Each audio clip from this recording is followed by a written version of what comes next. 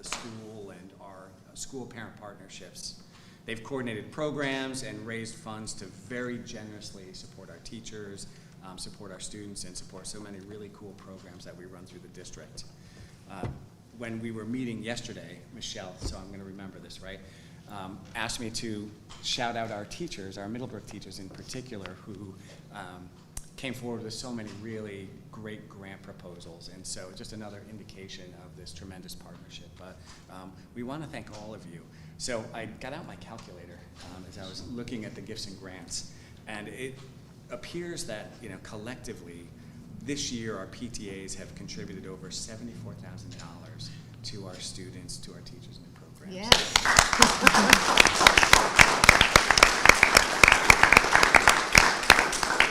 On a personal note. Oh, there's the baby. Oh. Hello, Michelle. How you doing?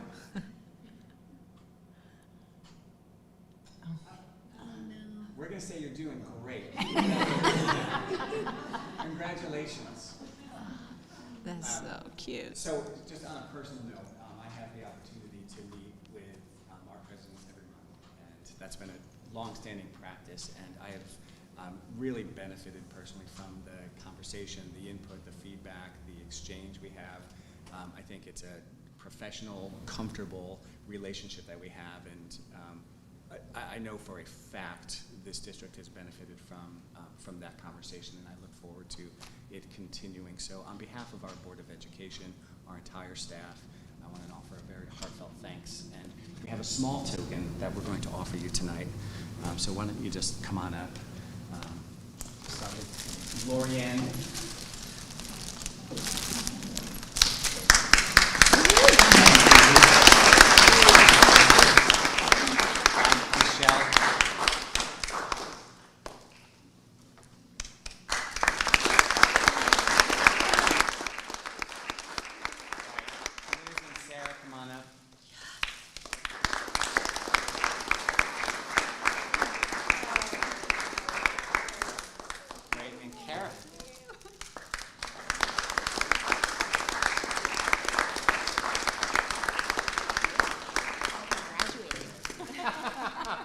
Michelle, we'll deliver flowers. We'll get them to you. All right, so let's just have another round of applause.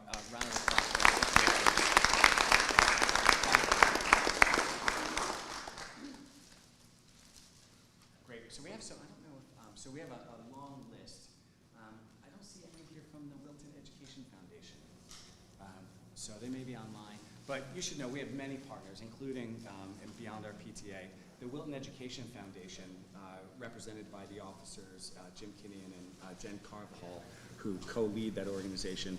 They also work tirelessly to support our schools and advance our strategic objectives through targeted donations in service to our major initiatives. So this year, WEF has contributed generously to supporting our professional learning efforts, particularly around our implementation of Portrait of the Graduate, and they've supported the continued development of our library learning commons. WEF contributed this year $49,000 to our library learning commons spaces to create innovation spaces, to develop a state-of-the-art podcasting station upstairs at the high school, to introduce 3D printers here at the high school and also at our lower schools. They purchased equipment to support the robotics and 3D engineering programs that we have taking place in our schools. They've also supported the equipment around circuitry and all kinds of art and craft supplies to help promote creativity and innovation when kids come into our makerspaces. So we want to say a very big thank you to the Wilton Education Foundation. And if someone appears, we will thank them again.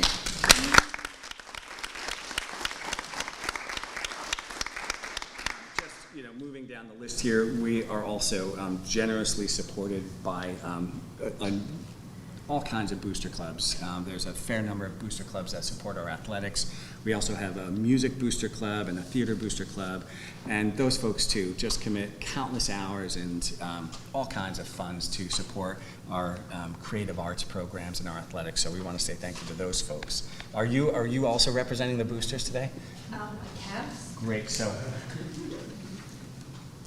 we just didn't know who was coming, so we have these fun little thank yous. So on behalf of all of us, Thank you. thank you.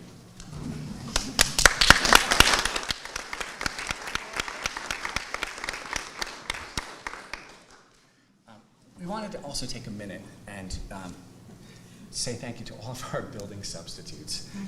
There's not as many as we need, but you know, they're steadfast and they show up when we need them. And honestly, if you take a minute and think back about the year we've had, we literally could not have run school at moments this year without our substitute teachers.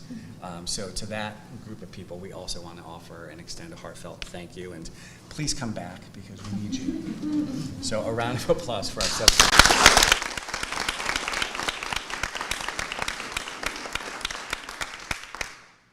So I'm excited this year. One of our long-standing practices has been to take one of the last board meetings of the year and to ceremonially present yearbooks as just one of the other kind of closing activities we have. And so it's my understanding that is the high school yearbook in, Bob?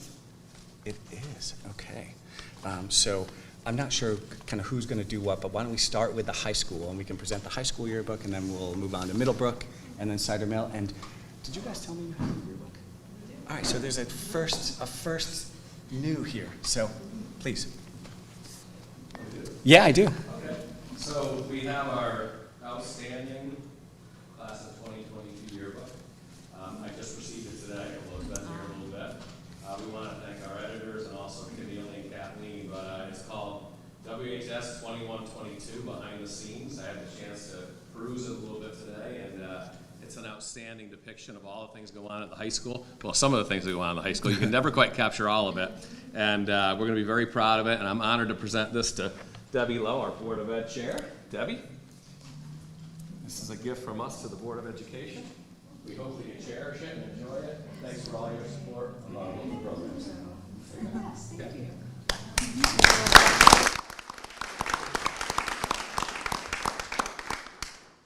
I promise not to look at it during the meeting. As tempted as I might be. Thank you. Thank you. Do we have a Middlebrook yearbook? We do. We're doing it a little differently with students. Good. This is Hello. Marie. Hi. So do you want to introduce yourself and tell us about your yearbook? So my name is Maria, and I was part of the yearbook club at Middlebrook. And so I think from September to about February or March, we have been making the yearbook. We've been taking photos, and we've been just every Monday or every other Monday, we've been coming and making sure the yearbook looks good, making sure everything went well. So this is the class of 2021, 2022. And yeah, we'll be good. Thank you. Terrific. Do you want to present?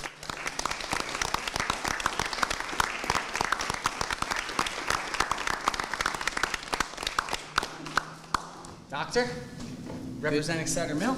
Good evening, everyone. This yearbook is probably the best one I've ever seen. There's a picture of me and actually look halfway decent in it, so it's a fantastic yearbook. But stay safe, stay positive, stay strong. I think it's a fantastic message. A big thank you to Mickey Giuliani and Carolyn Dean for all their hard work in the support and publication of the yearbook. So I'll come over and present this to you, Debbie.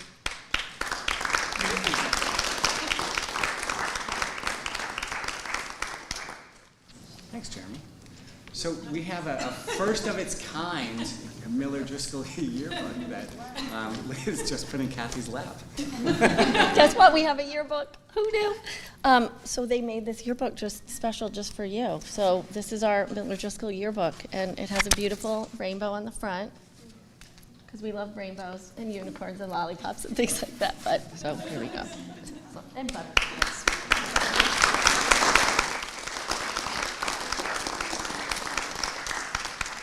Do you want to borrow that after she's done? I do. I'd love to see it. We're going to put Jim Kinnian on the spot here. Oh, he's so, Jim, you got here just in time. Awesome. Right. So we were just presenting the PTA presidents, and we just a minute presented WEF, but now you're here. We won't retrace those steps, but since you're president, you just walked in the door, I want to take another opportunity on behalf of our board and our entire school community to say thank you for your tremendous contributions, for your financial contributions, for your work toward contributing to the development of our Portrait of the Graduate. It means a lot, so thank you.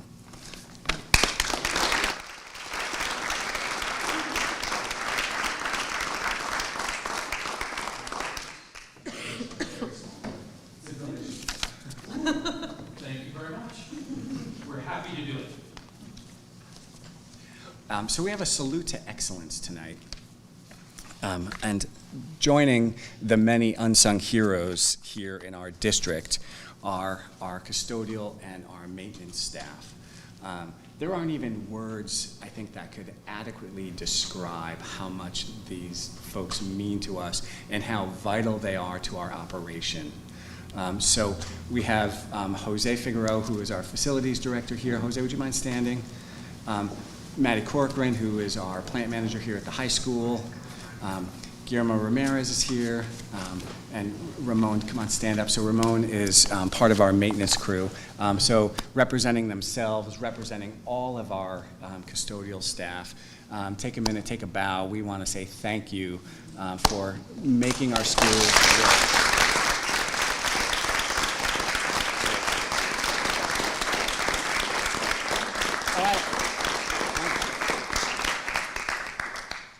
So Guillermo tried to retire on us, and I just begged him not. I said, "You can't leave."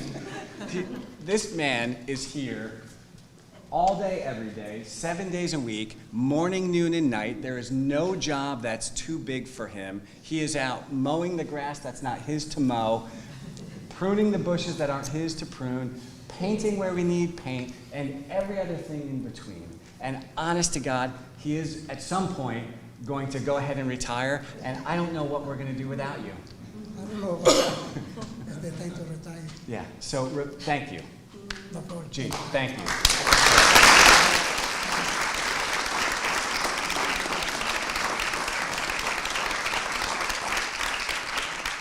All right, so we're on to our retiree recognition.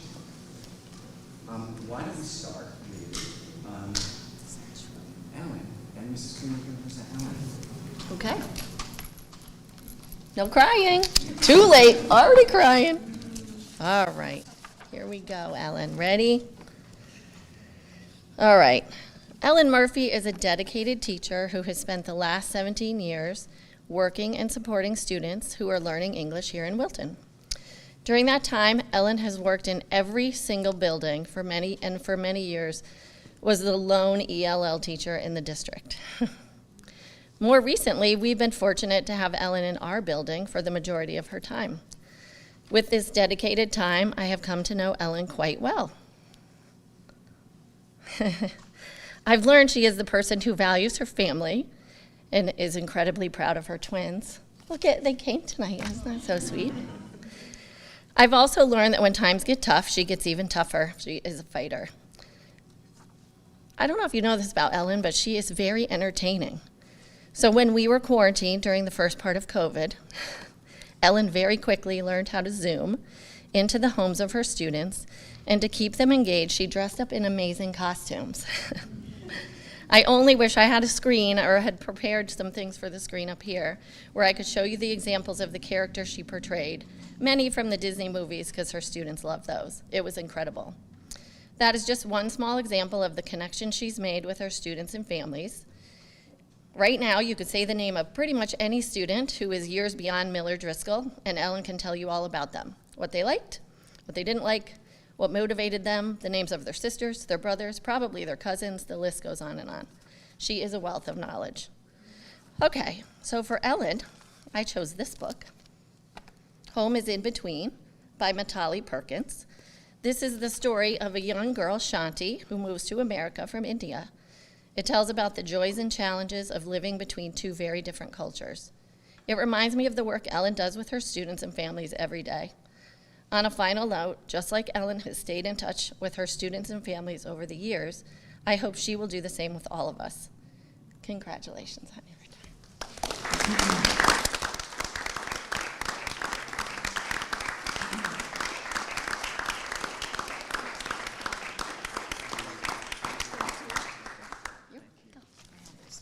Ellen, just remember who hired you. Debbie Lowe actually hired me 17 years ago. I didn't know if I was going to get a chance to say that. Yes. Debbie Best- interviewed me and hired me. A wonderful thing. Yeah. Good choice, good choice. All right, Karen's not able to be here, but if you don't mind. okay. Okay. Karen Farber is our other retiree at Miller Driscoll. Karen has been a valuable member of the preschool team for over 25 years, supporting students in whatever ways are needed. She works closely with her preschool colleagues to design programs to meet the diverse needs of the students in the program. In addition, she works closely with parents of our littles to be sure they also know how to best support their child as they navigate their unique needs. An email from a parent recently commented on how wonderfully their child is doing years after having Karen, and here's what it said. Our son is doing really great. All that hard work and that critical foundation you did has really been paying off. He is curious, kind, full of joy, sort of a math whiz, and just a blast to be around. I know your new crop of soldiers is very lucky to have you. Just wanted to quickly check in and let you know what a big impact you made on our son, and I am so grateful for that. In addition to her work as a speech pathologist, Karen is also a fierce advocate for the work we have done in the area of diversity and inclusion. She has been a wonderful sounding board and is always ready and willing to offer her opinion and ideas. For that reason, we are dedicating this book, Change Sings, by Amanda Gorman, to our school library in Karen's name. Karen shared this book with me, and I'm excited it will now have her name on it when it is shared with others. Congratulations.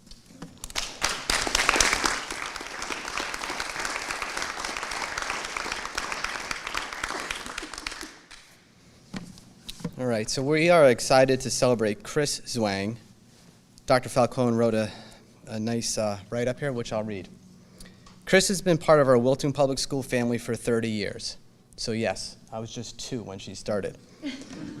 Cider Mill School is so thankful that Chris has chosen Cider Mill as her home for the past 13 years. Every day she works closely with special education teachers, classroom teachers, and other fantastic paraprofessionals. Above all, Chris is passionate about forming connections with each and every student she works with. Many of the students that Chris works with have significant disabilities. Her creative mind, flexible thinking, and compassion help each and every one of her students succeed. She has also served as a mentor for the other paraprofessionals and teachers that she works with in the classroom. We are grateful for all she has shared with so many of our students and families. We will miss Chris's bright smile and humor in the halls of Cider Mill. We are excited to donate a copy of The Big Umbrella, written by June and Juniper Bates, to our Cider Mill library. This book highlights the themes and importance of kindness and empathy.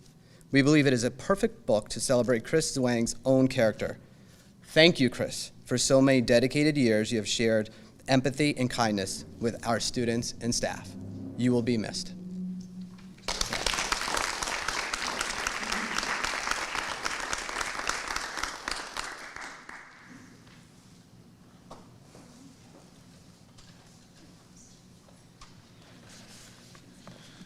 Good evening. I get to do this 3 times, so bear with me for just a sec. And the first person I'm going to speak about is Kathy Widener. Kathy has been a dedicated professional and a paraprofessional in the Wilton school system for 20 years. 19 of them at Middlebrook School, where she says she has, quote, made connections to the talented staff who've helped foster growth to our wonderful students, end quote. She admires the leadership put forth at Middlebrook, where everyone is respected and valued. The book that's been selected to place in our library honoring Kathy is Bud, Not Buddy by Christopher Todd Curtis. A little bit about Kathy. She grew up in Massachusetts, where she spent her summers and weekends in New Hampshire on Lake Winnipesaukee. She attended Boston University, where she met her husband of 43 years. Am I right on the facts so far? Okay, good. They have 2 children, Matt and Caitlin, who went through the Wilton Public Schools, and they graduated from Wilton High School in 2000 and 2003, respectively. Her son married his college sweetheart. They have 2 children, Hazel, who's 9, and Wes, who's 7, who live nearby in Darien, while her daughter lives in New York City. Gives you a little idea of what you're going to be doing, what Kathy will be doing very soon. Her plans for retirement also include improving her piano skills becoming fluent speaking French, lowering her golf handicap, and improving her tennis serve, and also her finesse of pickleball. Short of all that, to spend time with family, travel more, volunteer, and be active. So I'm honored to say that this book will be in the LLC in honor of you. So congratulations.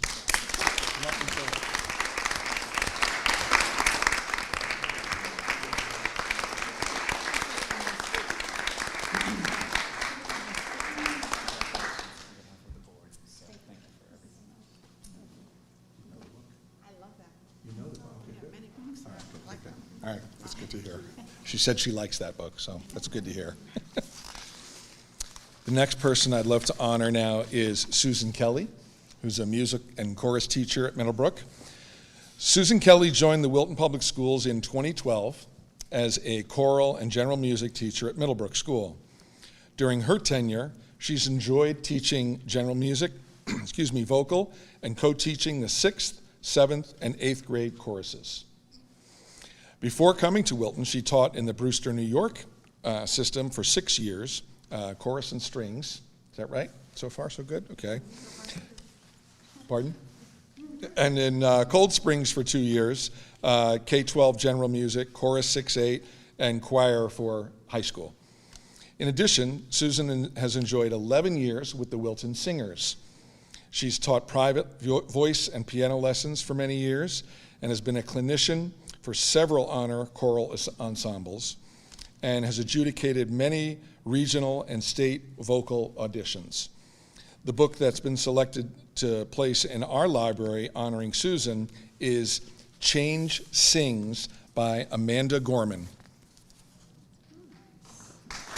Do you know it? Small backstory. I'm a huge fan of Amanda Gorman.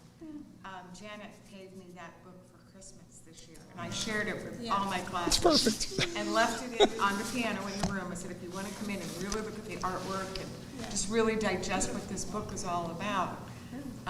And so when the question came up, I said, it's either going to be Beatles or Change Sings. So I went with it. So Susan will be joining her husband in retirement in their home in Keene, New Hampshire, where she will enjoy the beautiful outdoors, their lake cabin, and much time with their grandson, Desmond. So, congratulations.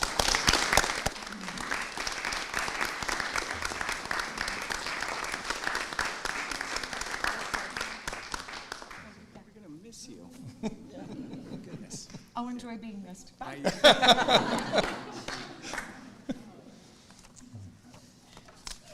Carol Festo. Carol is a grade 8 science teacher at Middlebrook. She joined the Wilton Public Schools in 1999, and that was to complete her student teaching experience, and was then hired the next year as a Middlebrook science teacher.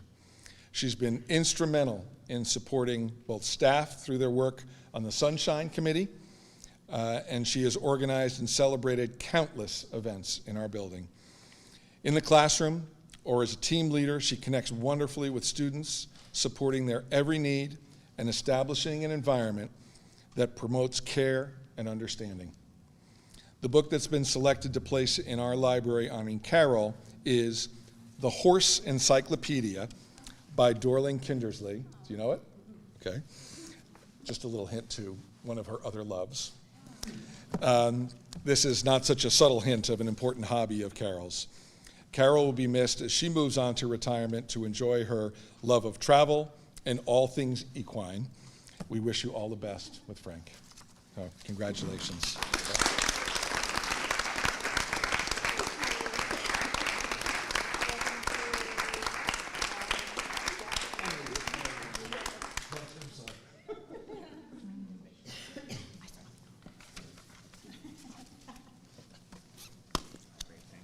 You're welcome.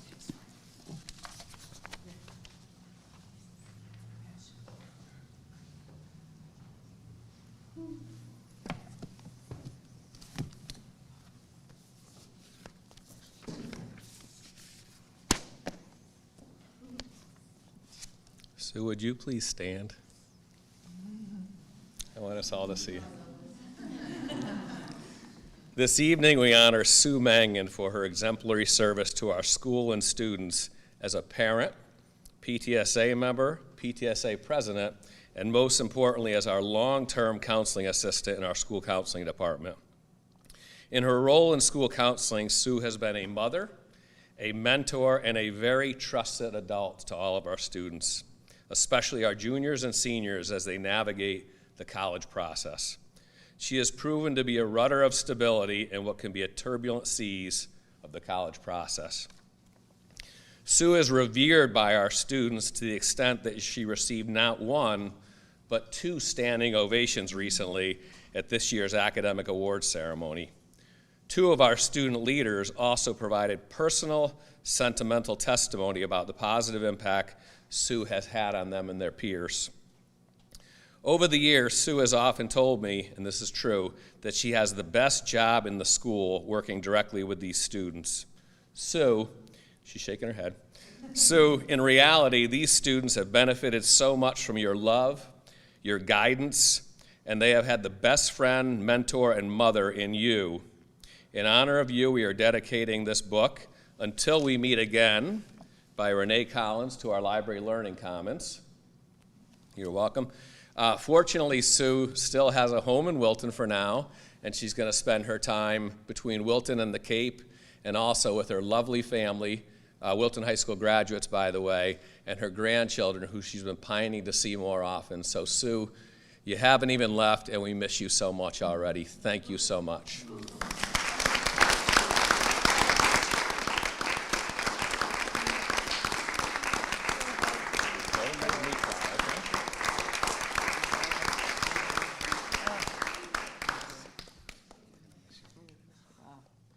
Can I still come back? We're counting on it. Dan Murray, I think, is not here, but I'm honored to say a few words about Dan Murray. So Dan Murray has been our go-to person in tech support at Wilton High School for the past 24 years. We've all appreciated and benefited from Dan's tech expertise and his responsiveness to all of our tech needs. The school would not be up and running as smoothly as it is all the time without Dan, trust me. Dan has always sought to prioritize our students and ensured that instruction continues very well at our high school. While doing so, he has always been service-oriented, and he wanted to ensure that our technology was working before he moved on to his next ticket. They get a lot of tickets in tech support in the schools, in case you didn't know that.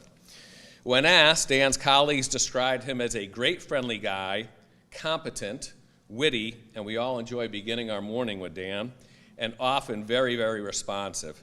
They also noted that he consistently goes above and beyond expectations, and he is a hard worker. Dan is literally the first person reporting to the school to ensure that our technology, our offices, and our classrooms are ready to welcome students to a vibrant learning environment. Dan, we thank you for your 24 years of dedicated service. In your honor, we are dedicating the book, Tubes, A Journey to the Center of the Internet, to the Wilton High School Library Learning Commons. That's for Dan Murray. And Dan is threatening to leave the area and move down south, which I think he's going to do, but we'll miss him. And in the 24 years, he's made a major impact on our students and our programs and our courses in our school. So thank you, Dan Murray.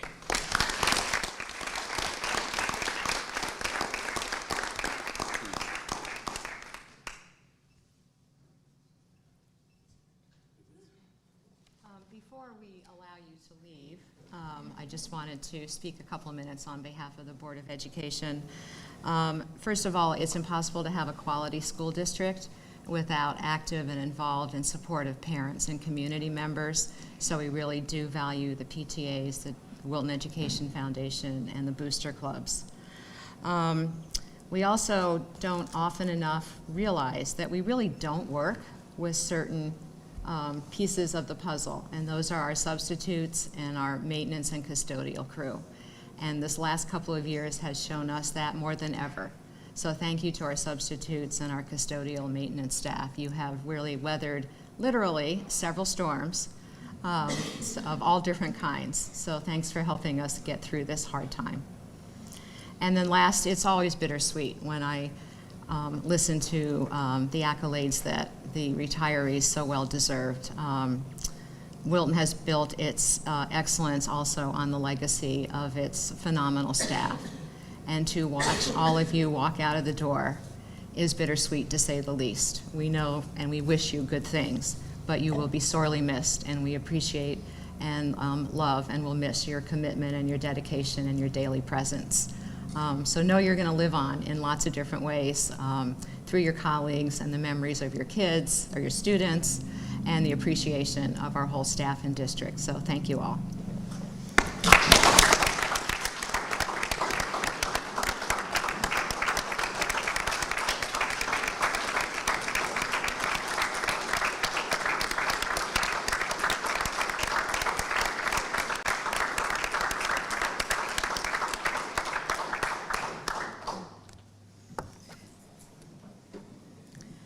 So you will not be rude if you need to leave. It's fine.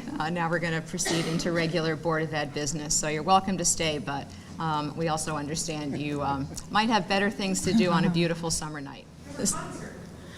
There's a concert. And there's a concert. I didn't realize that. Okay. Superintendent's report. Great, thank you.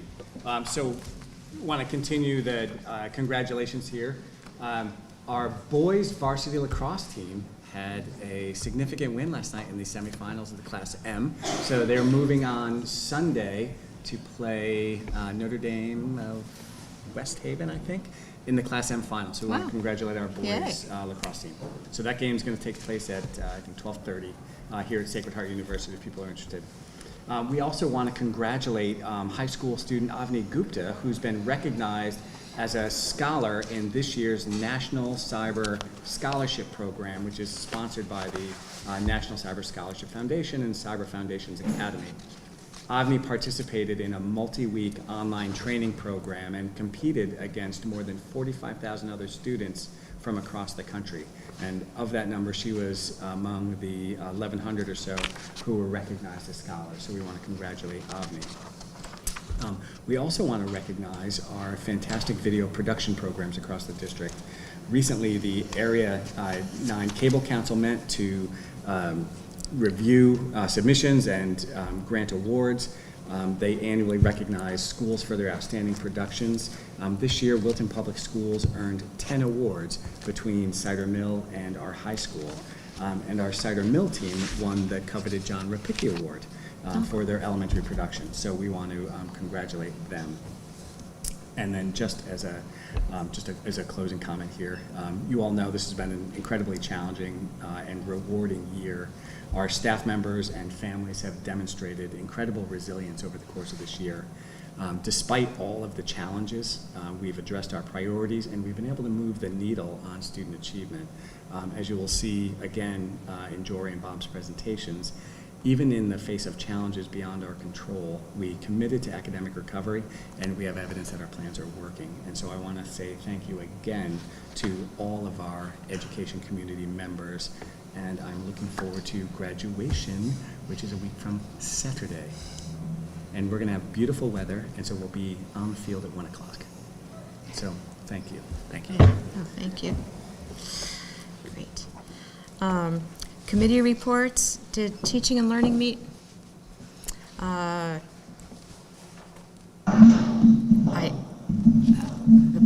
The Business Operations Committee met this morning. And it was a sort of a preparing, looking ahead for next year's budget process. And members agreed, including some of the Board of Finance members who are on our committee, that we'd all like and appreciate it if it would be smaller, or not smaller, smoother and more collaborative next year. And to that end, agreed on some ways to perhaps chunk the budget presentation so there's more information on different items in the budget and sort of do a deeper dive. And then there was coordination of some calendar dates to make it more convenient for Board of Finance members. So anyway, all things, sort of positive going forward in terms of process and agreement on some timelines and some areas to look more closely into. And I know the policy committee met, but I think we're going to be talking about what you did soon enough. Okay. What's next? No. It's the last one. No.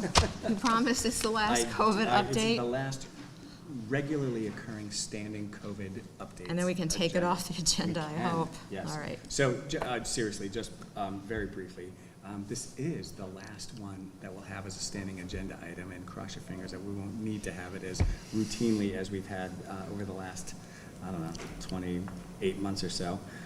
So in very short, the good news continues. So we continue, as you know, we monitor COVID activity daily. As we reported at the last board meeting, our numbers then were half what they were the week before, and our numbers this week are half what they were the last time I reported to you. So we continue the very positive trend down. We had just 3 cases reported today, 4 yesterday, and I think about a dozen on Monday.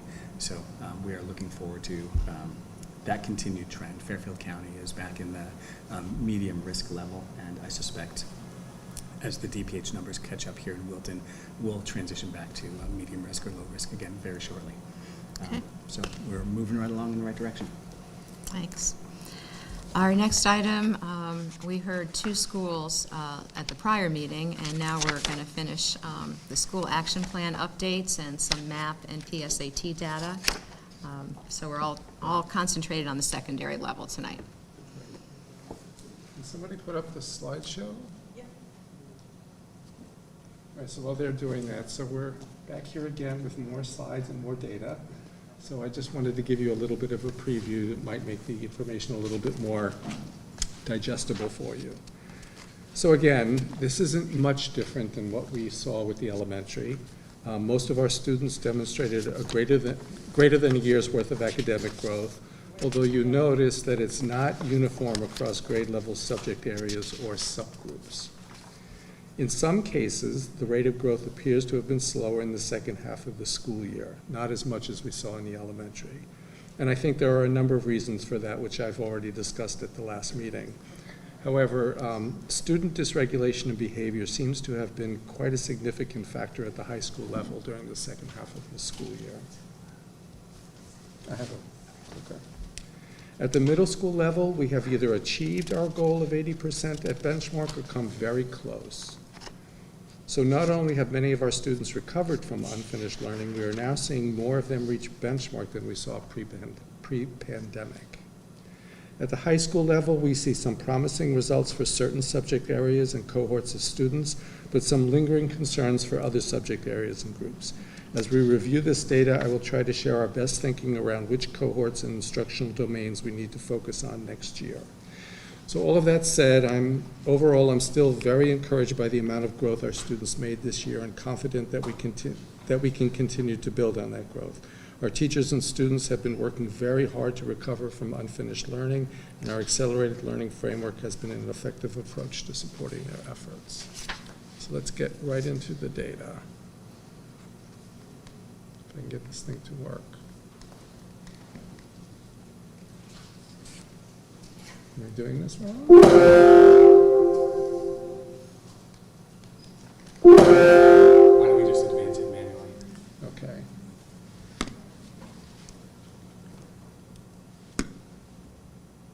Next one. Just advance it manually. So it said just advance it manually, please. Next one. Okay, so we'll start with ELA in 6th grade. So what you'll notice here is that the spring 2021, it's this cohort, to spring 2022 was a 10-point increase in the number of students meeting benchmark. That's very significant. Certainly the fall to spring was more modest, but there was still growth since this, the test gets harder across the fall, winter, and spring. Unfortunately, we really didn't get more students to benchmark. All right, so math, I think it kind of speaks for itself. Spring to spring and fall to spring was a very good growth. Significant numbers of children meeting benchmark. In 7th grade, you'll notice spring to spring and fall to spring, good growth, and we met our goal, 80%. There was a winter dip, but they recovered nicely from it.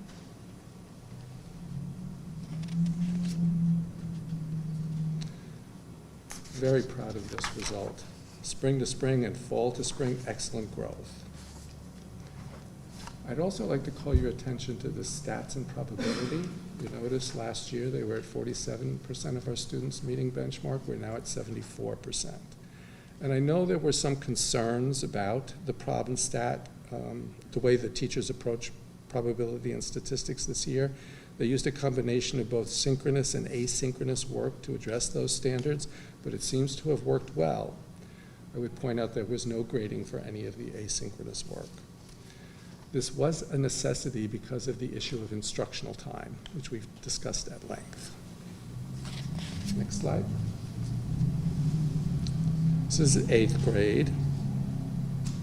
Again, spring to spring, very nice growth. They did show some growth fall to winter, but they kind of slid back from winter to spring. I know in discussing this with central office staff as well as the 8th grade teachers, they feel the kids were a little checked out at the end of the year when they took the test, a little bit of senioritis. It's their theory. I'm not sure if I buy it, but again, spring to spring, very impressive growth.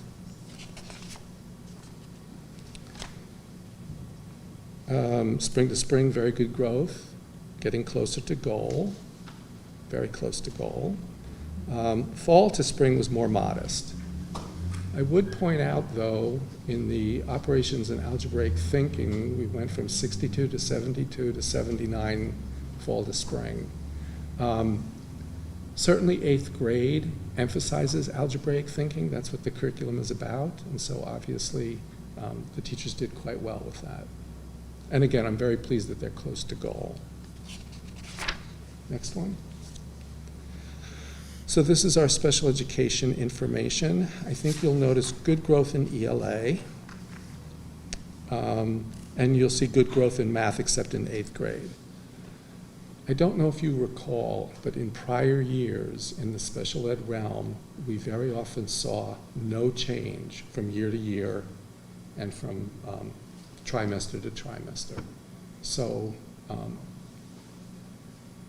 these aren't the numbers we would like to see, but they are vastly better than what we have seen in prior years. And I, again, would attribute that to the work our general ed teachers are doing to make sure that all students' needs are met in the general ed classroom. Debbie, in case you're interested, 6th grade had 52 students, grade 7 had 61, and grade 8 had 49. That represents 18%, 19%, and 17% respectively. That was going to be my question. Yes, Thank you. you're welcome. Those are rather high numbers. It was 61 students, which is 19% of the grade. So, you know, 7th grade really has made amazing growth, given that almost 20% of their kids are identified. Okay, next slide. All right, so again, this is this very confusing data here. I'm going to tell you that it's a mixed bag in ELA. You'll notice in 6th, more students were identified as below benchmark in the spring, less students in 7th grade, but more students in 8th grade. We were about even in special ed in 6th grade, increase in 7th grade, but a decrease in 8th grade. The news in math was much better. We saw either a decrease across the board or a leveling. So a decrease in the general ed in 6th, 7th, and 8th. We saw a decrease in high needs students in 7th grade and pretty much stayed the same in 6th and 8th. It's important to remember with the special ed numbers that those are fluid, so we're not talking about a matched cohort. Kids enter and exit special ed, so it's hard to make comparisons. Next slide. So this is the really, really nice story. And if I could just get up here. because it'll be easier to show. I'm going to go backwards. So if you look at the current 8th grade, they're at 75. Last year they were at 66, and in 5th grade they were at 72.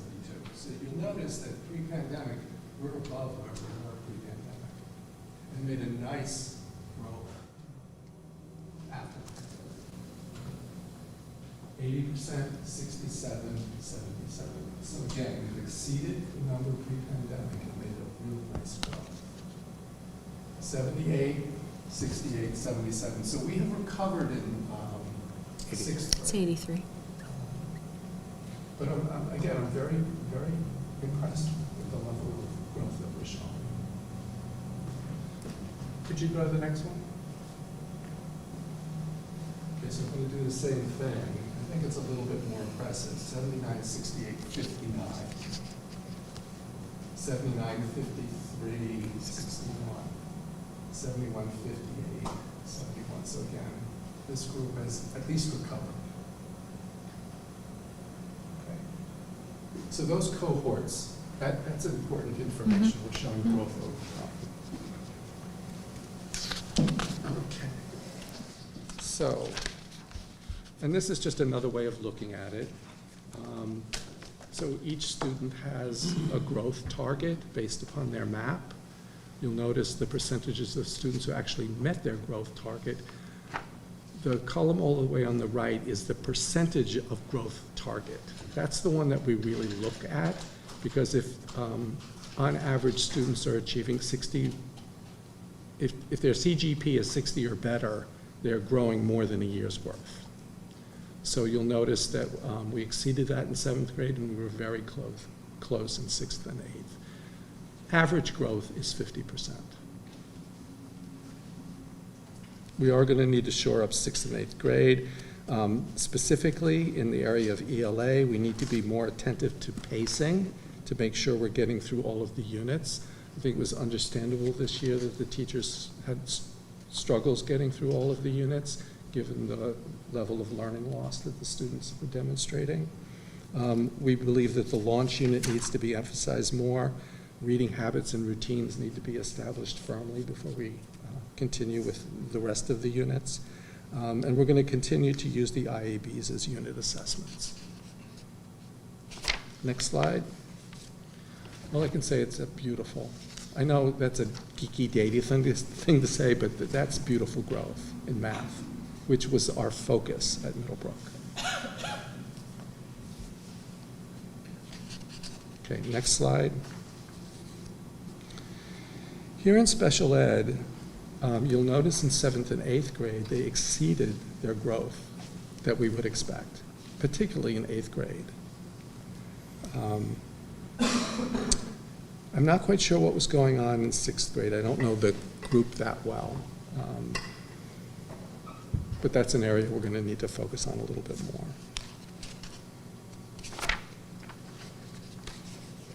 And again, 7th and 8th in math, we were on target with growth. 6th, it's about average growth.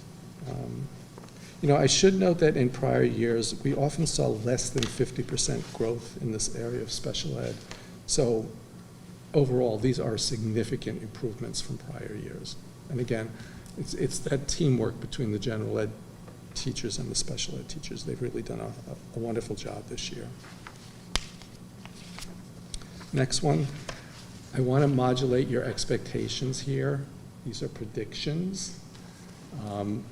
We're hoping that we come close to them, but certainly those are very, very encouraging given prior years. I'm not sure we're going to get quite to those levels, but I think we'll come close. Next slide.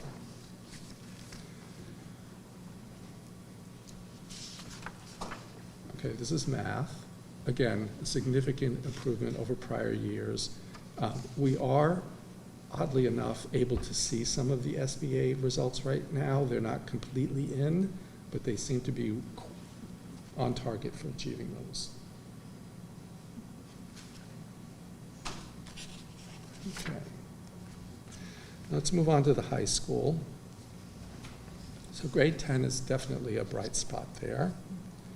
Ninth grade always seems to be a tough transition, but I'm fairly optimistic that we will be able to get more of those students, many more of those students to benchmark by 11th grade, and that's historically what we've been able to do. Our English teachers grow kids really well across their time at the high school, so I'm cautiously optimistic that that will improve. 11th grade, the one thing I would like to point out is that what we're comparing is the PSAT in the spring 21 and fall 21 to the actual SAT in spring 22. Because that's what they take in the spring. They take the actual accountability test. That's a longer test. It covers more content. This particular cohort also has 23% of their students identified for special education, which is a very high number. It's a cohort that we've had our eyes on for many, many years, and they have struggled, both academically and behaviorally. We're not used to anything below 90 in ERB at the high school level, but it's close. But it is a particularly challenging cohort, and a cohort that I think was disproportionately impacted by the pandemic. Next slide. So again, 10th grade is a bit of a bright spot here. Same comments apply to 9th grade. It was a tough transition, but I'm optimistic that they will improve. And the same comments about 11th grade, except I would point out that from fall of 2021 to spring 2022, that was a 10-point difference. Generally speaking, historically, we have seen no change from fall to spring. So I really want to commend the math department for the really hard work that they did in addressing the needs of this group. That particular group, I would point out, was also in algebra in 9th grade when we shut down, and I think that had a lasting impact upon their achievement.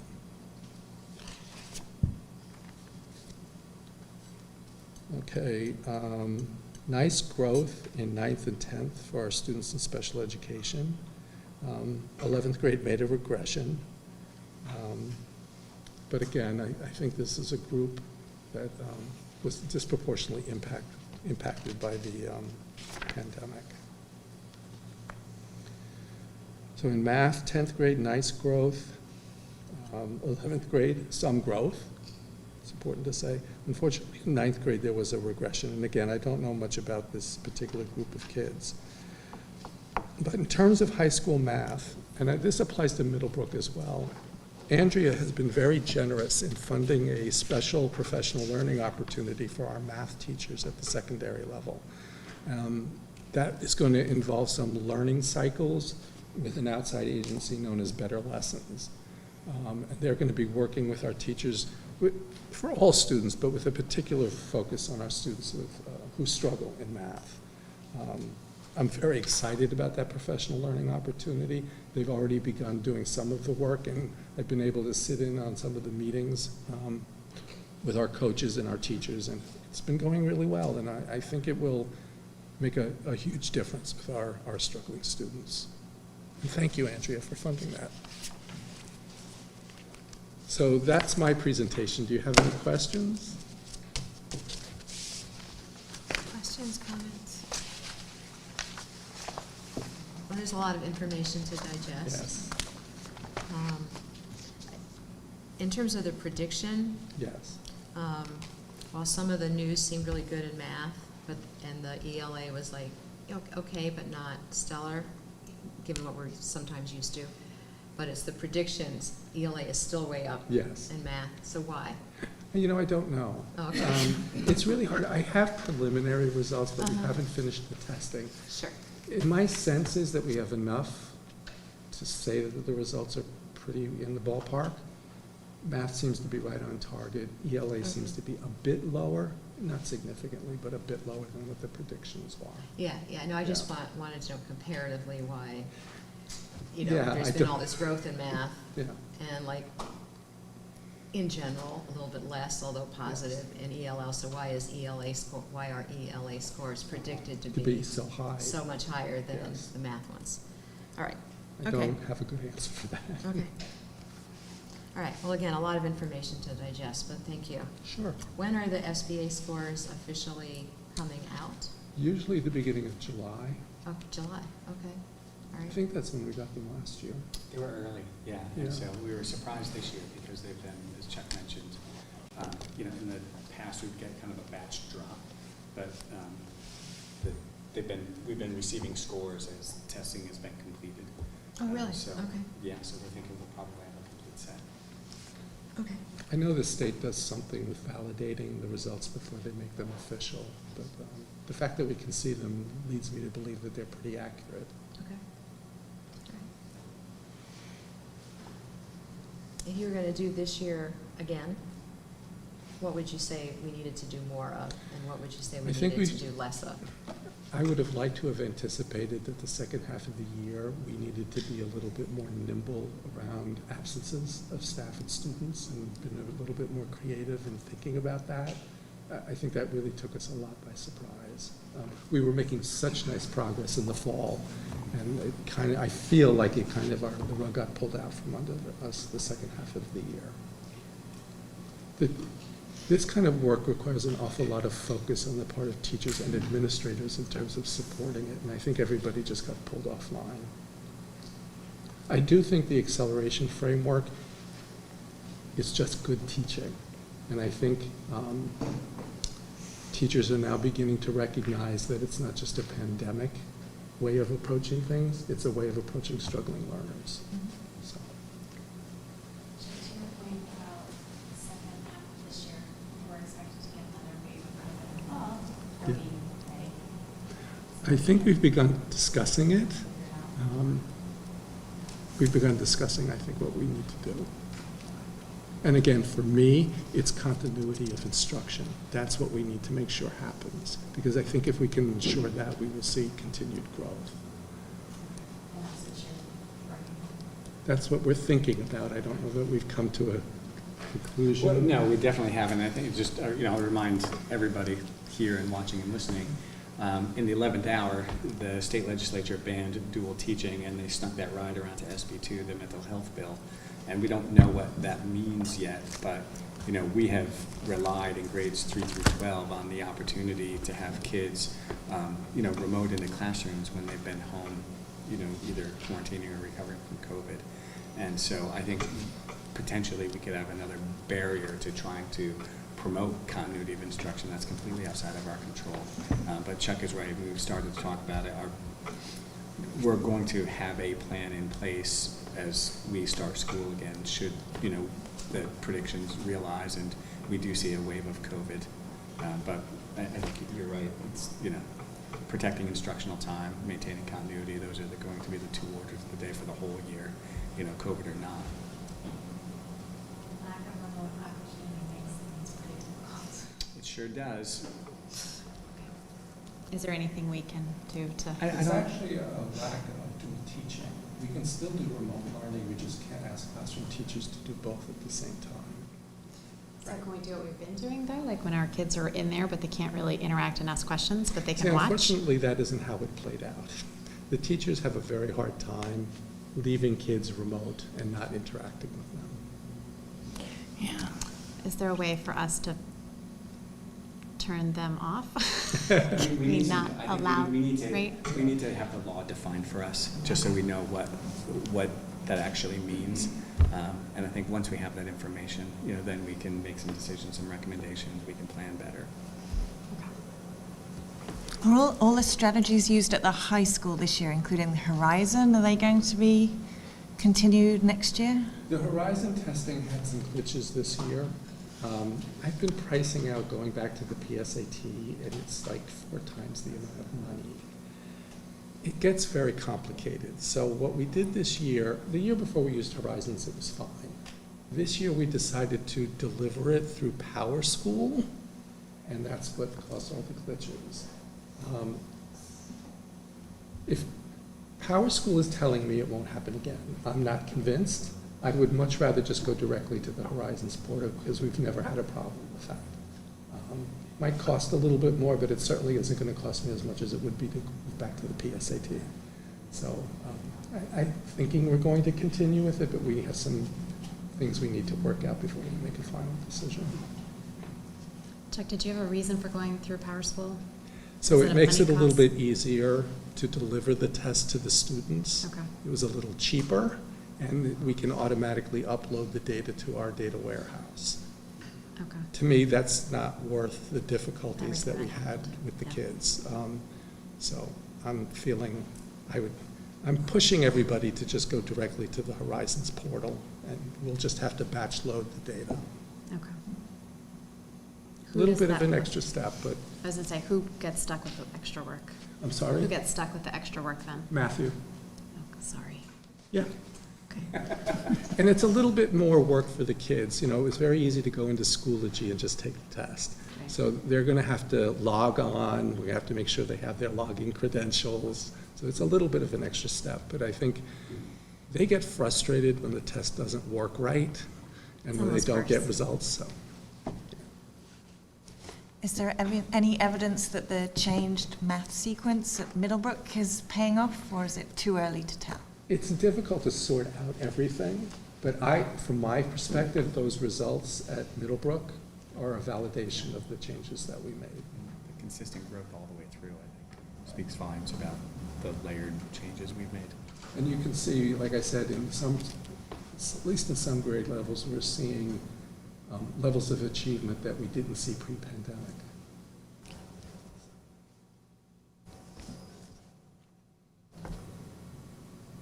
Any other questions, comments? If we go through the data again and have some, we can email them to you. Ruth, with a question? I'm sorry?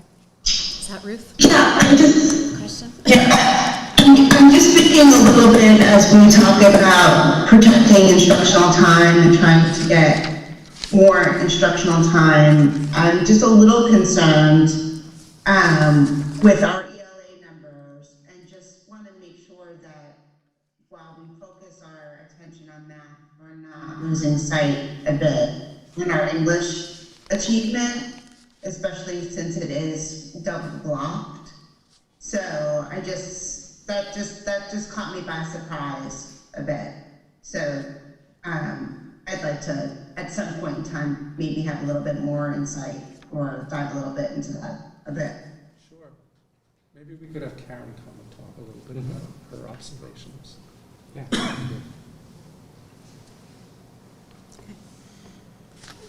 Anything else?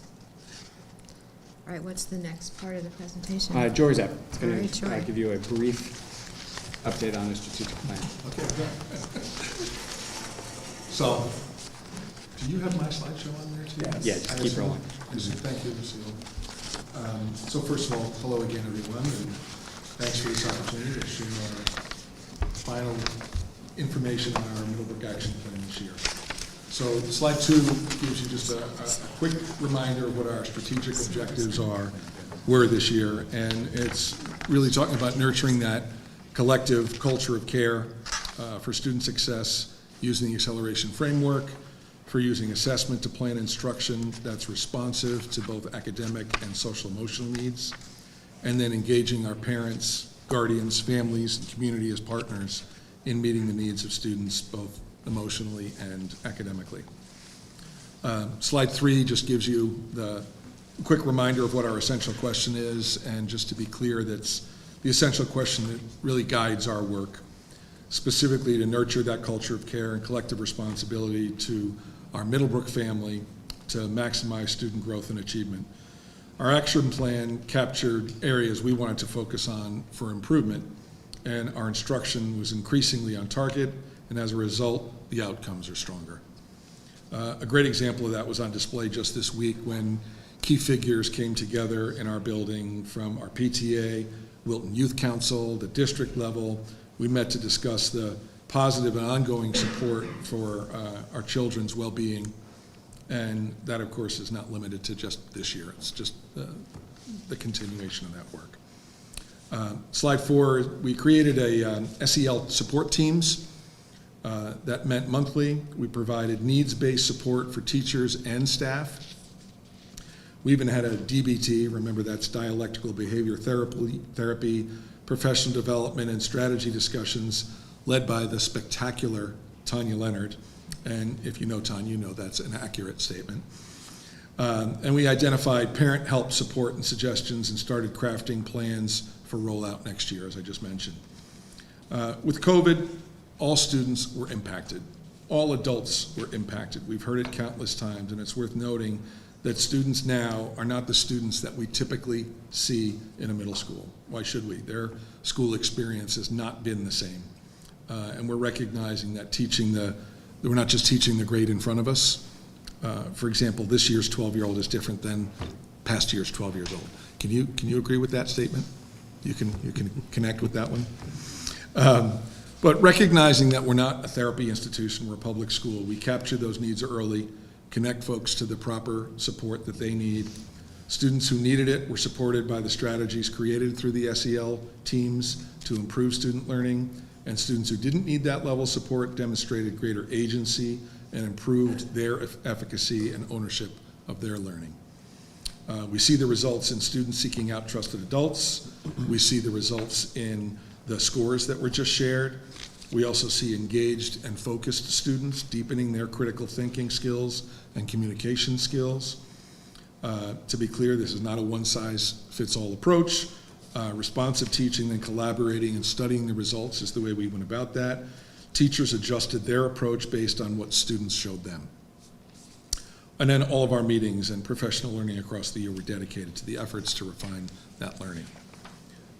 Slide 5, we saw results through our responsive teaching, prioritizing concepts and skills. You see the example of the blueprint for unfinished learning at the bottom that I know you've seen before, but it's really an example of how teachers used assessment data to identify skills to reteach, to practice, or what students were ready to learn. Really normalizing this through supporting students through structures and routines. So after each MAP administration, teams looked at the instructional approaches and the effectiveness of those approaches. We examined what worked, what instructional actions were identified that brought about successes, and what barriers got in the way of student growth and achievement. Teachers created student-centered action plans to individualize their feedback and their instruction. And as the accelerated framework notes, constant and ongoing formative assessment to drive instruction. Prioritizing essential concepts and skills to create deep learning experiences. Slide 6, Lucille. Keeping in mind that the interim assessment blocks were just another checkpoint along the way that demonstrate what students were learning. Teachers used the IEBs within their efforts of data cycles for student success. For example, teachers could use this information to drive instruction, to pause units to address unfinished learning where they recognized areas that required further development. Our IETs were examining data and student performance in the classroom and then adjusted instruction, et cetera. Slide 7. Some of the results certainly are intangible, but some of them are right in our face. You see a few examples of the grade 8 research books there. The breadth and depth of what students are doing was really fascinating. We see results of those outcomes, specifically the conversations, the planning, the deep thinking about how do we know it's working. You happy? You proud of me using that term? But the obvious, we've seen and heard about the assessment results. There are so many examples of improved practice and relationship building that occurred. I wish I could share them. One I'll highlight here, and Nicola, I'll use you as an example here because you and I observed this together. We were blessed to take part recently in a wonderful experience with our 8th grade teachers and students. And we were able to see firsthand the incredible critical and responsive thinking skills our students have developed and are developing, leading to action research. Seeing students making their thinking visible, not only by describing what they were thinking and learned, but also by sharing the journey of that learning. And I personally, I would say I was just amazed by what we saw. I think in our quick minute or so afterward, you would agree with me. You were a very impressive bunch. Thank you. But you'll be happy to know this is very much in line with our collective work on the Portrait of the Graduate, and certainly worth celebrating the work that's happening here. But the concepts they're looking at, the deeper understanding what the students bring to it are just so invigorating and exciting. And you know, I wouldn't be me if I wasn't quoting somebody, but I'm struck by the line from Louis Armstrong's "What a Wonderful World." They're so much smarter than I'll ever be. slide 8, I'm down to my last 2 slides here, so real quick, while not specifically in our strategic objectives, part of our action plan included our work on culturally responsive instruction. Our work on culturally responsive instruction revolved around professional development opportunities, as well as diversifying our collection to ensure that our students see themselves represented in what they read and what they discuss. And we provided parent forums and book talks on diversity, equity, and inclusion. And then finally, our last slide highlights the family-school partnership. Our partnership with our families is tremendous, and we're certainly something that we're very proud of, and highlighted by our regular communication and working closely with our PTA. I'm looking at you, Michelle, to formalize some of the parent engagement opportunities. In fairness, this should not be seen as something new, but it's certainly something that's ongoing, but certainly renewed with renewed vigor. Just creating opportunities for parent-staff communication through regular back and forth, whether that's team websites and work on Let Grow, our team email blasts and team web pages, Schoology, to provide just important information for parents, wellness tips, whether it be about fundraisers and events and deadlines, that sort of thing. But in conjunction with the Wilton Youth Council, Lori Ellis from our building, Tara Peterson from the high school, as well as Bill Gerundo co-led a parent talk in person. Dana Graber's Raising Humans in a Digital World. That happened on May 5th. And the discussion centered on helping parents and guardians explore the really incredibly important and overwhelming issue of managing technology with their children and their teens. And it included the concept of helping kids build a healthier relationship with technology. So, thank you. I hope that wasn't too quick, but thanks for the opportunity to share this information. I'm happy to answer questions if you have any. Thank you. Questions, comments? Joy, what do you hear from teachers in terms of biggest challenges this year and in terms of instruction? So I'm struck by a memory from the fall, working with a teacher who was in tears in worry that the goals we were setting were too high, were going to be too much based on the cohort she had in front of her. And yet, that's a group that made the greatest growth and showed the greatest accomplishment throughout the year. And so it's a bookend approach that just kind of captures the stress and the lift for folks along the way, but it didn't stop them from their resolve. It didn't stop them from their effort. It didn't stop them from making sure that they were working tirelessly with the kids and for the kids. And it just was I guess, a great example of it paid off. You know, it's not without a cost. They certainly were burning at the both ends of the candle in the middle. I can't say enough good things about the efforts of the staff, the fact that they recognized that some of the goals were lofty, but at the same time didn't stop them from trying. And you know, as Chuck shared in those results, I think it shows.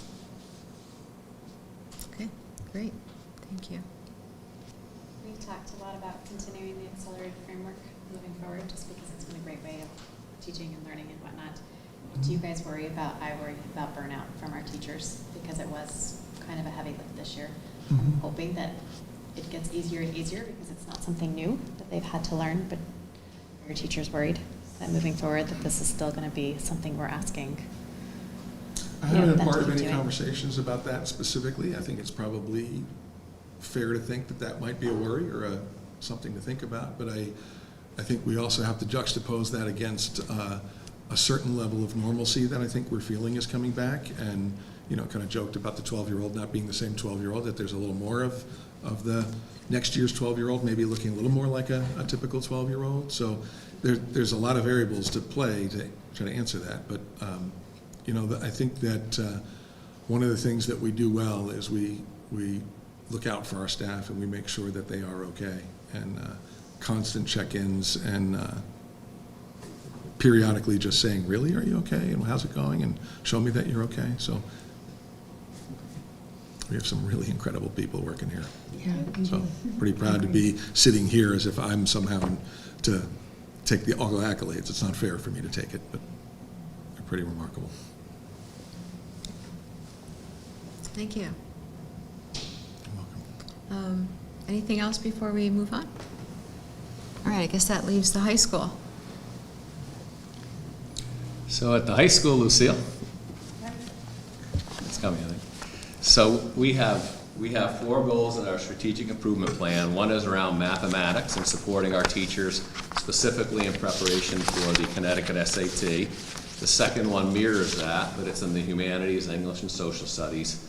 The third one is all about nurturing positive connections with our parents and our students and our families and community organizations. And then we did take a dive into culturally responsive teaching at a couple areas that I'll address a little bit later. So Brian is going to talk about the first 2 goals, and I'll address the second 2 goals. Brian, thanks for being here. Yep. Thanks for the invite, everybody. Nice to talk to you and nice to speak to you about some of the successes that we had accomplishing our strategic improvement efforts this year. Lucille, I'm ready for the next slide. So the way that I would describe some of this information that's in text on this slide is to say that with math, we spend time coming up with a plan, figuring out how to focus our lens, actually doing the work, and then spending time with some individualization. And that's represented with the separate items up here. So the first thing that we did was we made use of the data team training that the math department received by representative and then shared with the rest of the department.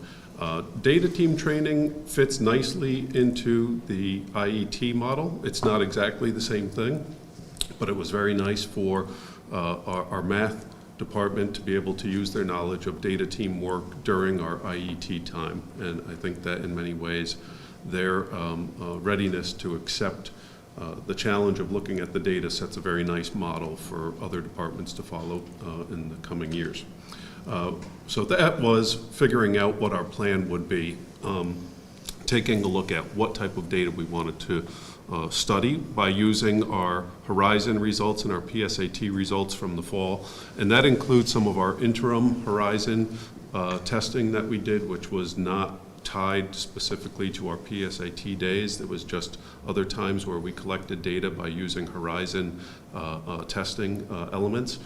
We were able to figure out exactly where the students in specific cohorts were struggling in terms of what content strands. So it allowed us to be very specific with what we felt we wanted to focus on, both from a strand perspective and an individual student perspective and a teacher perspective. And the teachers readily took a look at all of that information, both together, collaboratively, and then individually in their IETs. Another thing then that we did was we made very critical and strong use of our instructional coaches. Really can't say enough about Dr. Mendelson and Michelle Marr and the efforts that they put forward to helping our math teachers sift through all of the data that we had a chance to look through and then use. And then not only did they help the math teachers with that, but then they also helped our math teachers develop assignments that would focus in the work that the students would do to improve. So really help them figure out what adult actions they would take in order to get growth for the students. And then, we have our table up here, which is repeated information from what Dr. Smith presented earlier in the presentation. But, we did see some excellent growth, especially in 10th grade. And our challenge with the benchmark number of 56 for our 11th graders was something that was known to us all year, but the 10% growth was not what we wanted as the ultimate outcome, but still tremendous growth. And then lastly, all of our math teachers worked together and followed some of our teacher leaders and trained each other a lot of times on their own time in the different applications like Desmos and Delta Math and using the IXL platform to supplement what they were doing in the classroom so that students had extra work that was individualized to their needs. So that's the second slide and what we did with math. Lucille, I'm ready for slide 3. Thank you very much.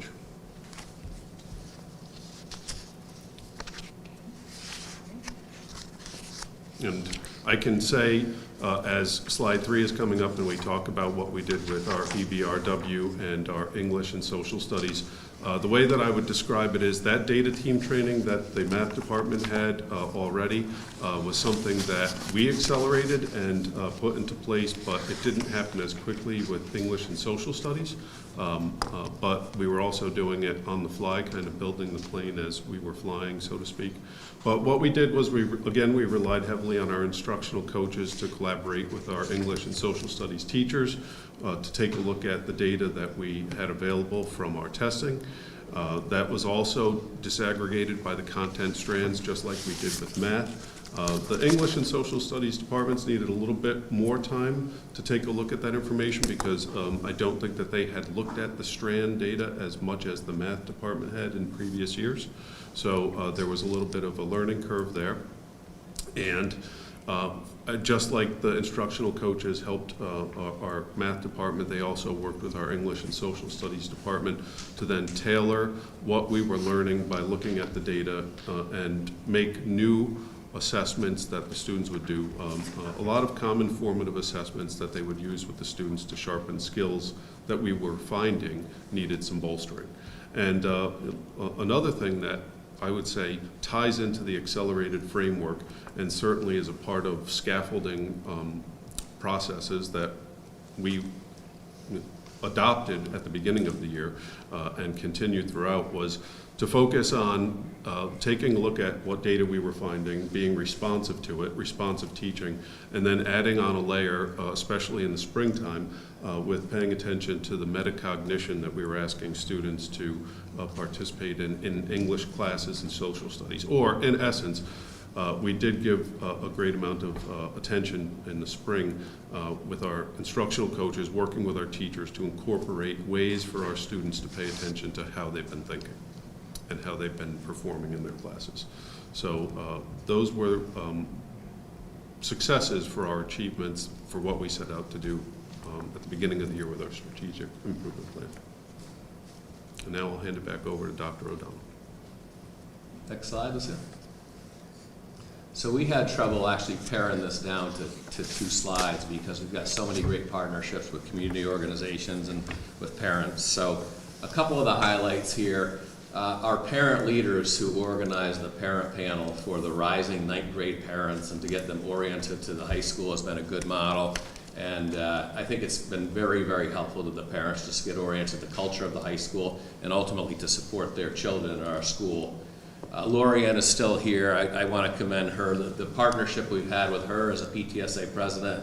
And also I would point out that Sue has been in all of our weekly meetings for over a month now, so we've got a good transition and succession plan.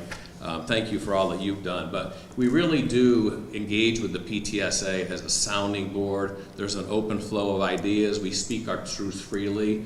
And I often go to Lorianne and to Sue and even to the group at large and say, this is something we're considering. What do you think? What are the blind spots? Give us some feedback, warm or cold. And it's just been a great partnership. It's been very helpful.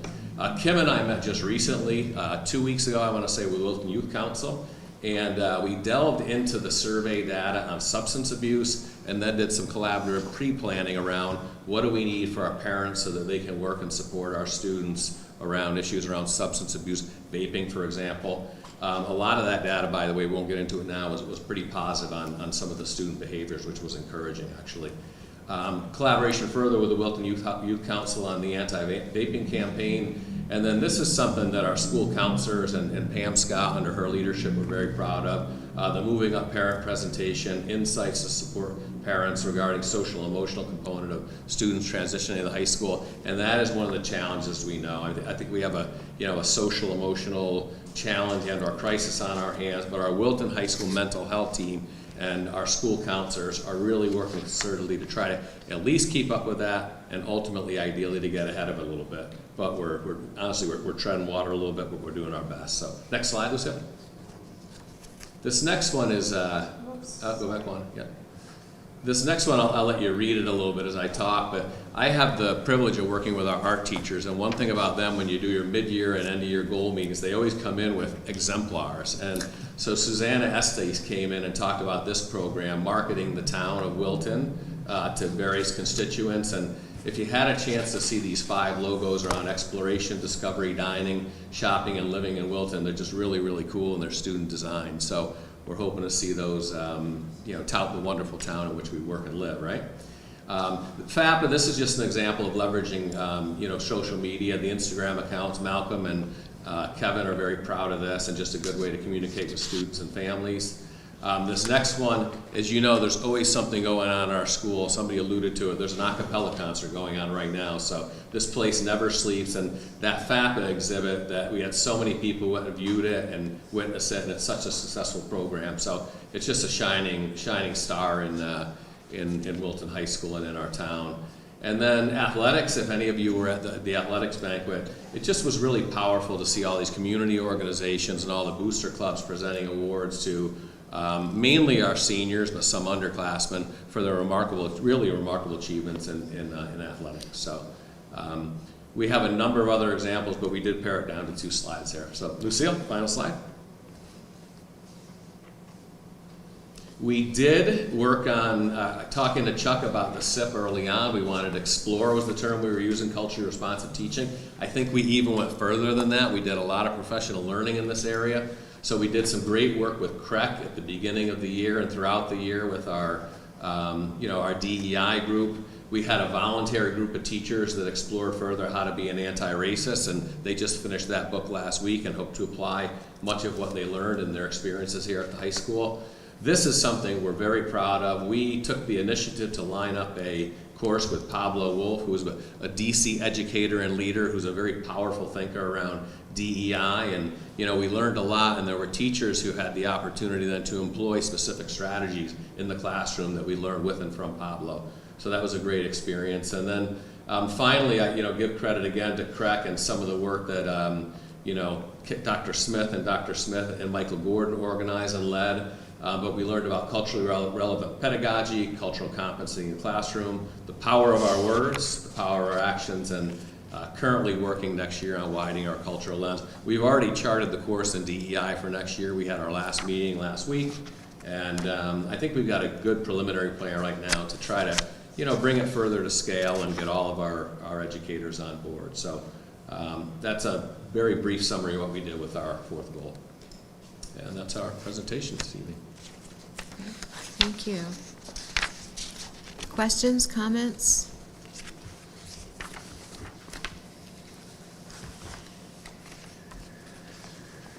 What was successful this year you'd like to carry on for next year? Well, Jen, you asked the question about the accelerated learning framework, and we're not afraid of it. We think it was very, very helpful to frame it out for teachers in terms of the priority areas, and that's something already, we've already charted part of the vision for next year. We're going to work with one of our consultants next Tuesday, and we have Dr. Chuck Smith.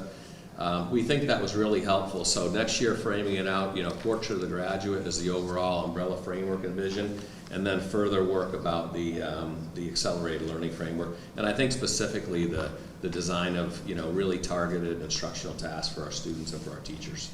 So those are a couple areas that I think are clear focus areas for us. What do you hear the most? Same question I asked Jory. What do you hear the most from teachers around the instructional challenges and perhaps victories this year? Well, I would say, and I'll let Brian weigh in as well.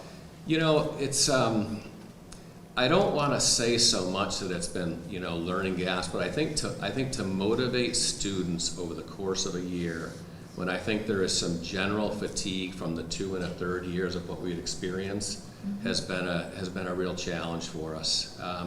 The other thing is, just keeping teachers, frankly, in the chairs and in the classroom. And in fairness to them, we've said that if you're not feeling well, stay home. But I think we're all hoping that we're going to have a better, more consistent year next year with really good teacher attendance and teachers ready every single day to teach our students. I think that's been a factor. Having said that, our teachers have worked, our whole staff have worked so hard, have been so dedicated and so caring that I think, the term perseverance doesn't even describe what they've done this year. So we're really, really proud of the staff and their accomplishments. And they care so much about kids. And I would just briefly say again, the mental health staff to work and collaborate, support students, support families, and work with students out in the regular classrooms has been, I think, just critical and a real challenge for us. I would echo the first statements, and I would say that I think the teachers would describe that they noticed the wave of excitement when everybody came back in the fall, and then the fatigue that set in, and then the concern about where the stamina went when it came to just the energy level and following through with work. I think those were the big things that I heard in talking with teachers, their concern about how they could help improve that. And then I would say that some excitement definitely has been building around how we use the portrait of the graduate, and I think that the teachers are excited to jump into next year and figure out how they can continue to tailor what they're doing with that. And I think the challenge will be, how do we balance those two worlds of growth with our standardized scores and then paying attention to our portrait of the graduate work. I don't think that they're dichotomous. I think that they overlap, and I think that the trick will be to just figure out how to make that apparent and clear. But there's excitement for the portrait of the graduate work that's to come. So did the fatigue start sort of in December?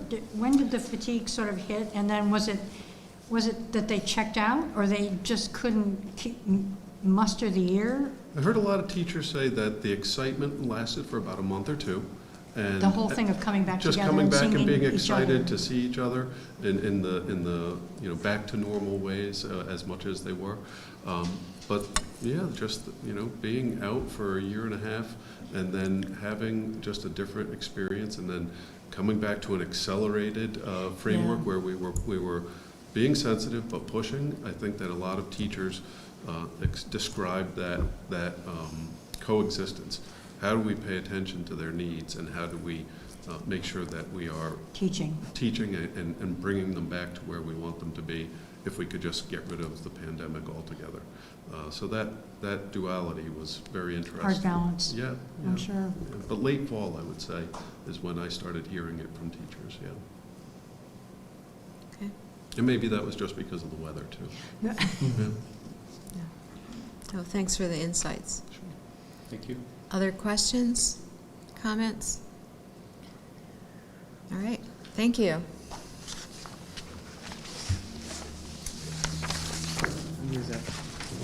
So next is the special education end of year summary. So I prepared a significant pile of numbers for you, data, that describes who are our children with disabilities and how are they distributed across that kind of neurodiverse population. So you'll see you have the numbers of students with disabilities across all of the disability categories in IDEA. The bulk of our students continue to be in the category of learning disabilities, dyslexia, and other health impairment, although we're seeing some increases in the emotional disability categories, as you would expect, given what we've all talked about over the past year. You see the preschool referrals and the referrals at all the schools. Our initial referrals are up, as you would imagine. One of the things we're watching carefully, if you recall, we were looking at those referrals at Miller Driscoll and seeing whether or not some of our new work in ELA and our assessment work was going to help us identify youngsters with early reading difficulties sooner. We're seeing a bump up at Miller Driscoll. So we're going to watch those numbers carefully over the next couple of years. We're not sure if it's also pandemic related, so we're watching carefully. But our hope will be that those early identifications will bear fruit to get students to grade level reading expectations by grade 3, and we won't see a co-occurring bump at grade 3 like we have in the past. So that's something we're watching and we'll be monitoring over the next few years. Our referral rates at Middlebrook and Wilton High School are higher than typical, and that is all in that social, emotional, behavioral realm. For the most part, we're seeing higher rates of referral around those issues at the middle and high school level. Our outplacements. So are these referrals, they become special ed students? These were all? Most Okay. students who get referred to special education, most of them qualify. Yeah. Okay. The level of data gathering that happens pre-referral is so significant that it's not. Okay. Got it. It's not as frequent that you see a student who's referred who doesn't end up needing some level of service. Our numbers of outplacements remain stable. These numbers are not indicative, they're not all the same kids. So we have kids who go and come back and others go. So we have, it's a round robin kind of thing, not a lot, but we do see kids come back frequently, particularly with Genesis. We see kids come back, but we also have other students who need a higher level of care than we can provide even with Genesis, and they will need to be placed. So those numbers remain stable overall, but they shift and move. You see the enrollment for Genesis and Community Steps. Genesis is growing and continues to grow and continues to meet the needs of a wide variety of students. Community Steps is also in growth. If you remember when we initiated Community Steps is our program for students with disabilities transitioning 18 to 22. And we built that program around a very small cohort of students because we knew we have more coming. And those students are starting to enter and will be growing growing Community Steps over the next few years. You'll see the numbers as they move through from Middlebrook on up. We have large numbers coming up into the high school next year, and they'll move through the process. And then I gave you some of students who've been returned to general education. We have 20 students who have been dismissed from special education, no longer requiring service. Our graduates, both in special education and 504, what are they up to? They're going primarily to four-year colleges, some to two-year colleges, some will be joining us at Community Steps, and some will be joining the military. So you see those numbers distributed, but all of our students with disabilities have very well mapped out transition plans for what happens and what they want to happen after high school. That work begins, by the way, at Middlebrook. So we begin Big T. I call it Big T transition. Big T transition begins at a child's 7th or 8th grade PPT. So we start talking about that early on. There was a question about para-FTEs over time, so I gave you 5 years of data in terms of paraprofessional FTEs at each of the buildings.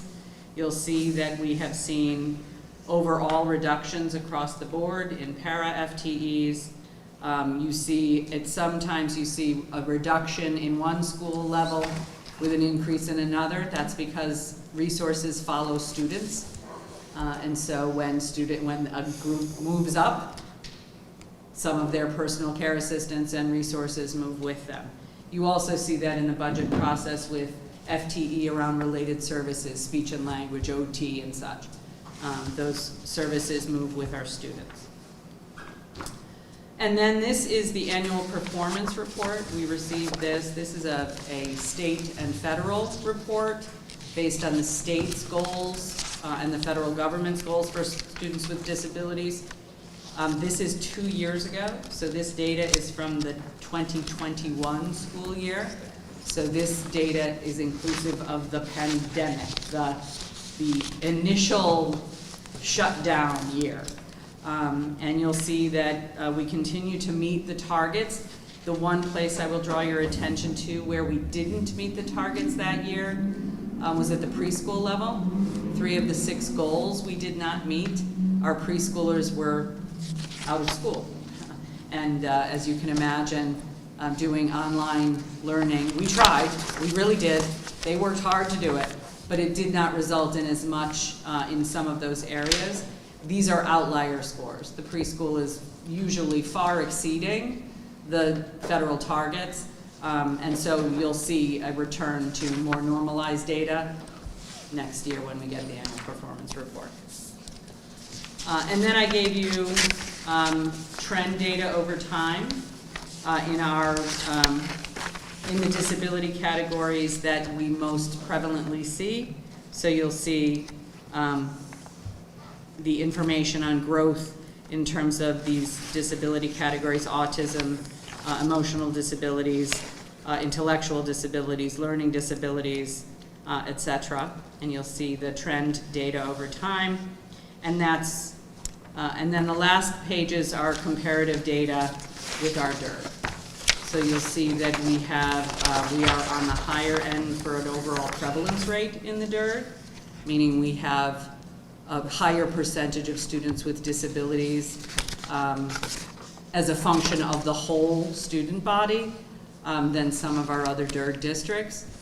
And that's primarily in those areas of learning disability, which is kind of unexplained underachievement in primarily reading and math. And then attention deficit disorder and emotional disturbance, which are two categories that tend to focus in on that social and emotional behavioral side. So those are areas we're watching and monitoring. At this point, I have to say I'm incredibly proud of the department. I think they have done, over the past couple of years, extraordinary work with our children and our families, and continue to strive to help our students reach some very high standards. And in terms of our partnership with general education, the population of students here in Wilton and really across the state now has a 15% prevalence rate of children with disabilities in the state of Connecticut. 15% of students across the state are identified. So the population of students overall is becoming more neurodiverse. So the idea of a general education teacher is almost a misnomer. All teachers need to be well-versed in addressing the needs of a neurodiverse population. And so that is the work moving forward, the work that Chuck is doing and we're doing with responsive teaching, and the work we're doing with math collaboratively, I think is built to do that, to help strengthen all of our teaching to meet the needs of a more diverse, neurodiverse population. So I'm happy to answer any questions you have. I could go on for days talking about how proud I am of some of the accomplishments of our kids. They are leaders, they are out there doing extraordinary things. The testing doesn't always show you who they are. And so I'm incredibly proud of the work that the kids are doing, the teachers are doing with them in support. So I'm happy to sing their praises if you let me. Great. Questions, comments? I was looking at the comparative data, and I would just make one suggestion. Easton, Reading, and Joe Barlow tend to be just single or double schools. They're not K-12, so right. I try to ignore that. For me, it just puts it in better perspective when we do K-12. But you're right, we're a little higher, but not, when you say the state is 15? Yeah, we're not an outlier at the state level, right. But within the DIRG, we have a slightly higher prevalence rate. Remembering that because our districts are relatively small, one student can represent a 2% bump. Right. So you have to be careful with those numbers, but we are slightly higher. Yeah, yeah. And in terms of how do you feel about the test score data?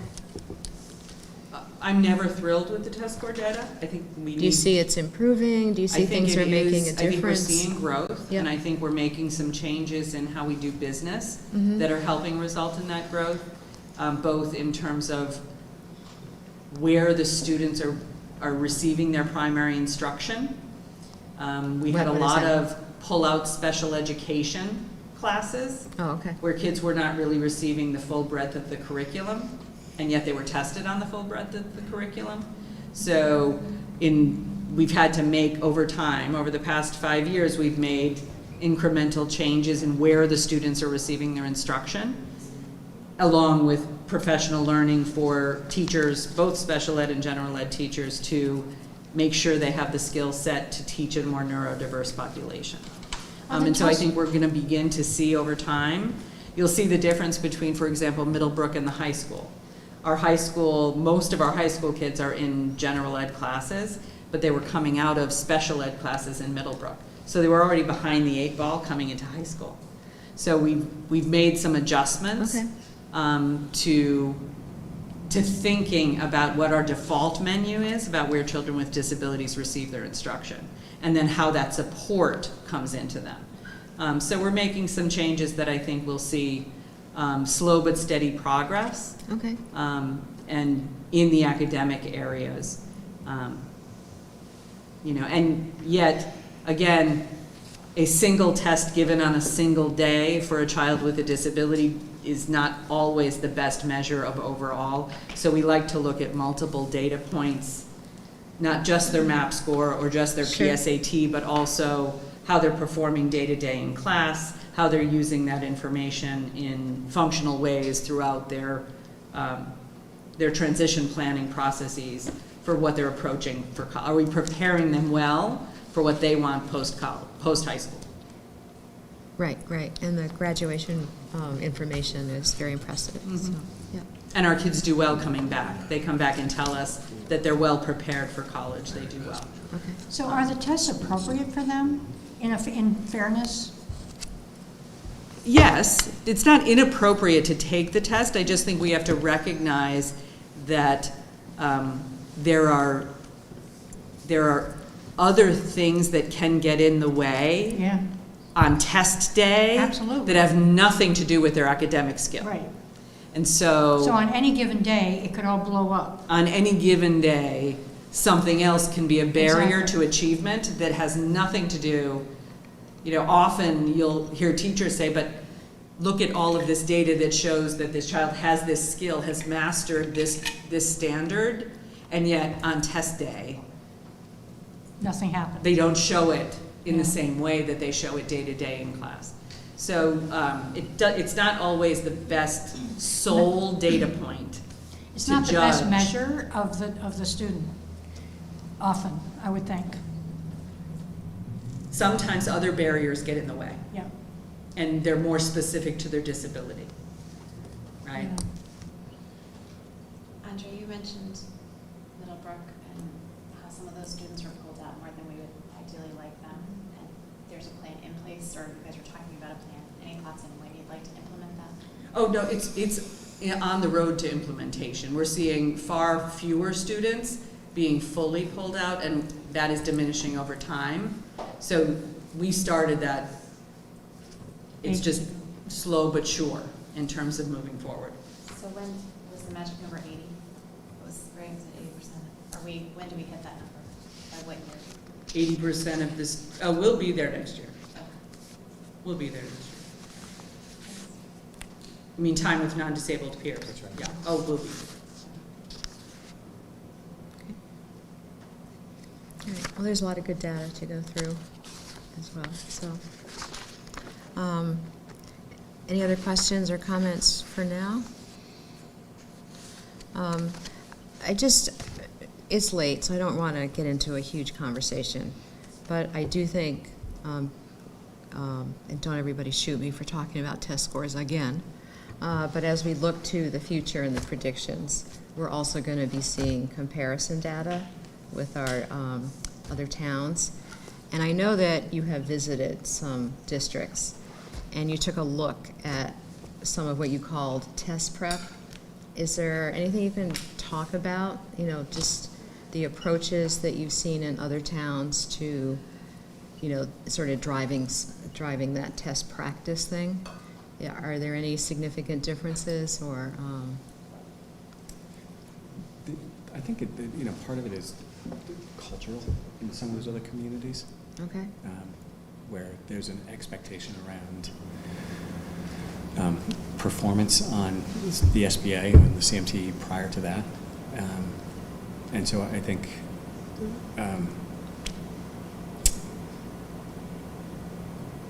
there are rote ways to get there. And that's I don't know that we could say we observed that, but we certainly had conversations about that. And I think that, as I shared with you previously, that was a marked difference in how we approach our work here. Yeah, well, I just, and again, not for tonight, but I do think like how we embed stuff and how we emphasize stuff that may or may not always be on the test and all of that. I just think it would be helpful as we, rather than just look at the raw numbers, also put some context. That's my suggestion. It's not to veer away from our challenges and what we ought to be improving on, but we also need to realize that sometimes every district puts an emphasis on a slightly different syllable, and it may yield different results in different arenas, some of which are measured and some of which aren't. All right. Other questions or comments? All right. And we're continuing to educate here. So is there another report in our life?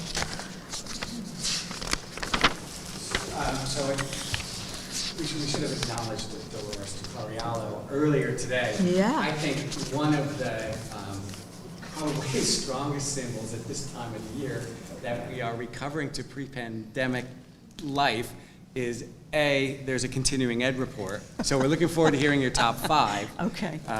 But I would also say continuing ed is back. And Dolores can tell you, and you probably heard and remember a year ago, when we were in the shutdown, continuing ed really suffered. Yes. So I've been happy to talk to Dolores this year, and I will just say, she just does her job. She goes and she runs her programs. They are as robust as they've ever been, and she just does her job.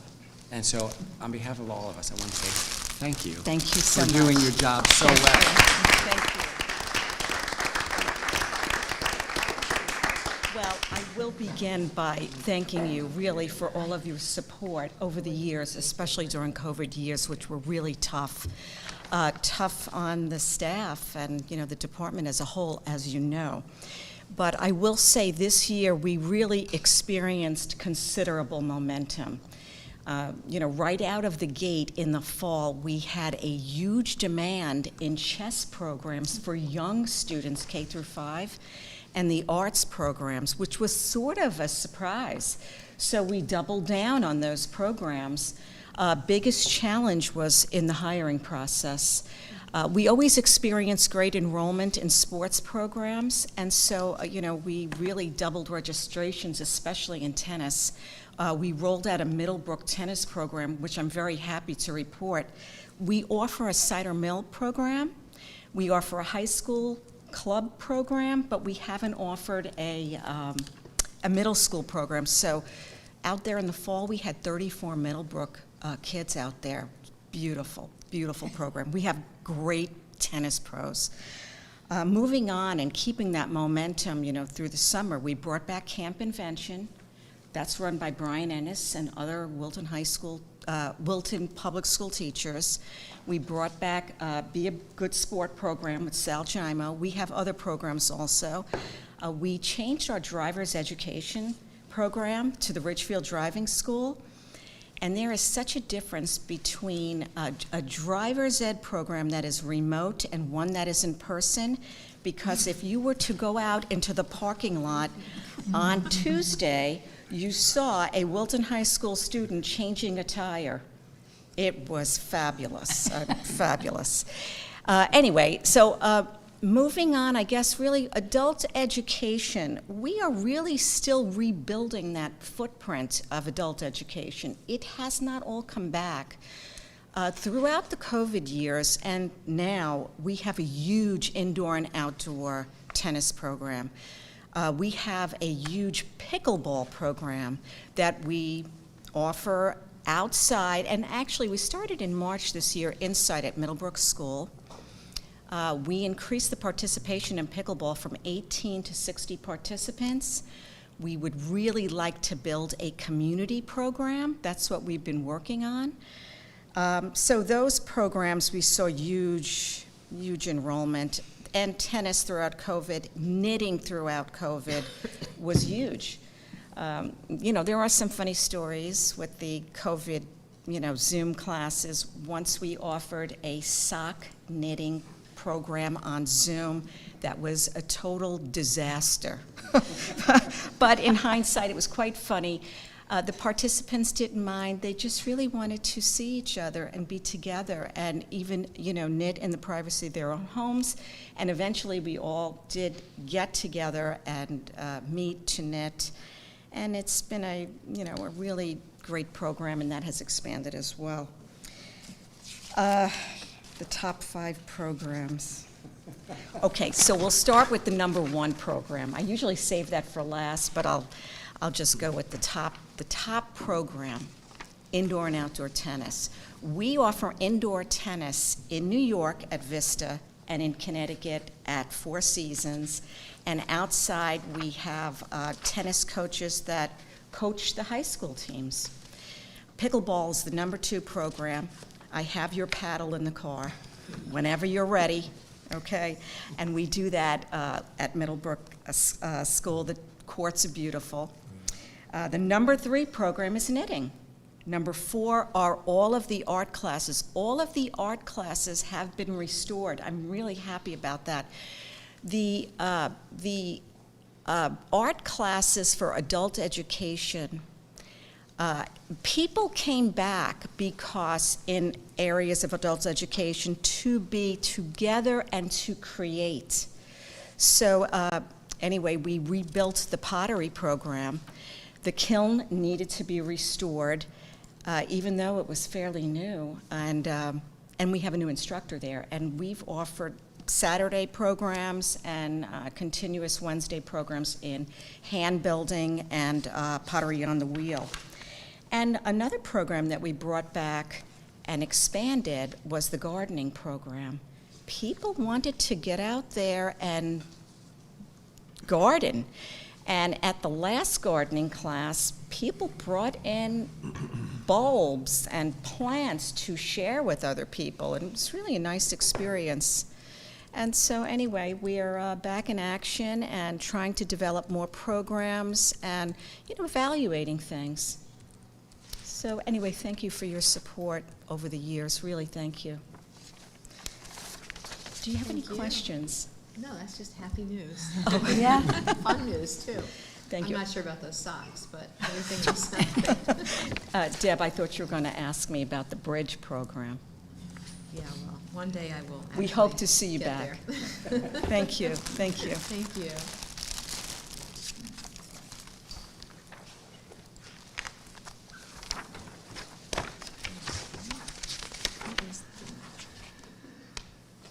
Okay, so moving on to possible action items, the diversity, equity, and inclusion policy.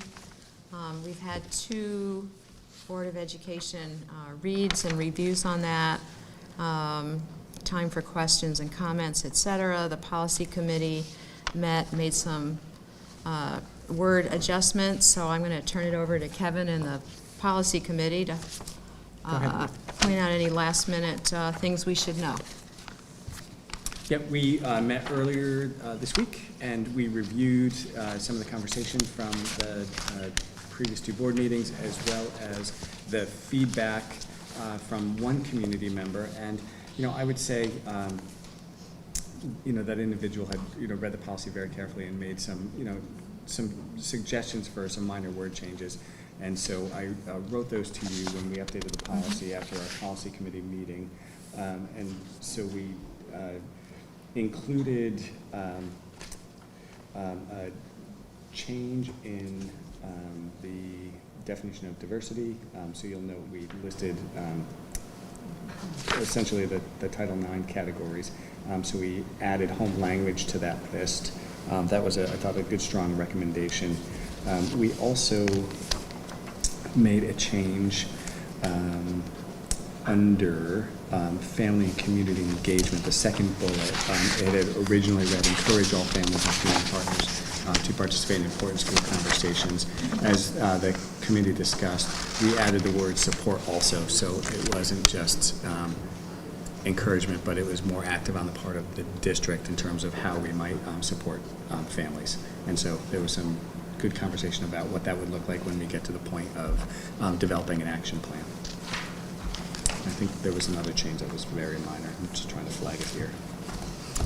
Ruth? We made changes under governance. We wanted to qualify that we were going to use both quantitative and qualitative data.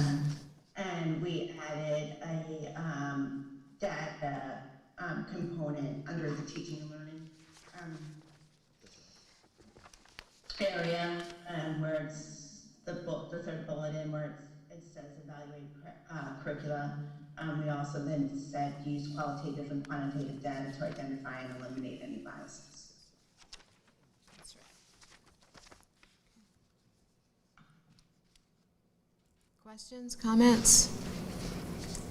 All right. Is there a motion to approve the? You did a good job. All right, so is there a motion to approve the diversity, equity, and inclusion policy as presented most recently? I so moved. Is there a second? I'll second. Okay. Any further discussion? All in favor? Raise your hand, say aye. Any opposition? Aye. Okay. All right. Policy is approved. Thank you. Thank you, Policy Committee.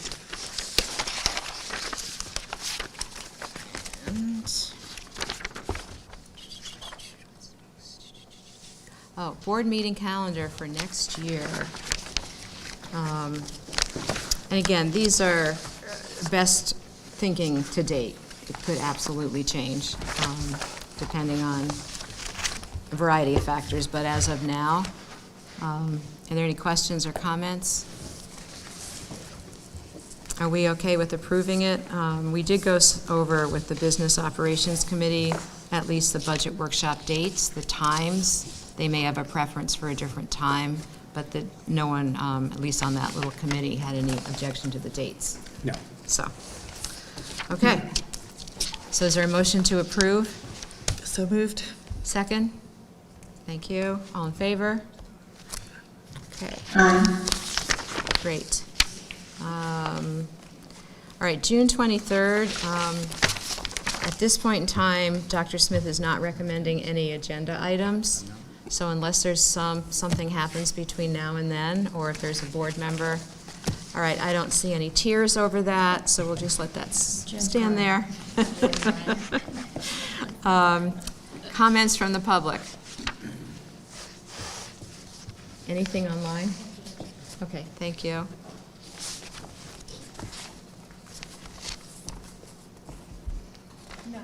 All right, then this meeting is adjourned. Thank you, everyone. Have a wonderful summer. There's no meeting on the 23rd? Unless you want one. No, I'm skipping country, so on the day after, so I'll just have more time to. Yes. That's a good thing, right? Well, I would like a governance committee meeting, so I don't know whether that would be a good time to put it or I'll find some other one, but I got to talk to Jen and.